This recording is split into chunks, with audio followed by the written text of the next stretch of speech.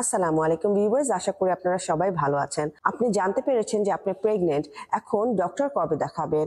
আমরা অনেকেই ভুল করে থাকি, কয়েক মাস অথবা কয়েক সপ্তাহ পরে ডক্টর দেখাই, কিন্তু এটা করা একদমই যাবে না। আপনি জানতে পেরেছেন যে আপনি প্রেগনেন্ট, যত দ্রুত সম্ভব আপনাকে একটি ভালো গাইনোকোলজিস্ট দেখাতে হবে। এই সময় ডক্টর আপনাকে বলবে যে আপনার কি ধরনের ভিটামিনস খেতে হবে, এবং যারা একদম নতুন কনসিভ করেছেন তাদেরকে মিসক্যারেজ প্রিভেন্ট করার জন্য একটা ভিটামিন বা একটা ওষুধ দিবে। সো এটাও কিন্তু আমাদের শরীরের জন্য খুবই জরুরি।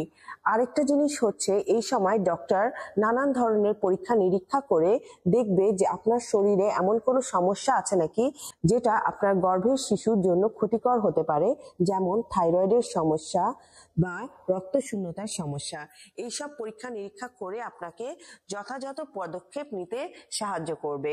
ইমিডিয়েটলি আপনার একটি ভালো গাইনোকোলজিস্ট দেখাতে হবে, এবং এই প্রেগন্যান্সির ফুল কোর্সে আপনার তার আন্ডারে থাকতে হবে, তার ফলো আপে থাকতে হবে ডেলিভারি পর্যন্ত।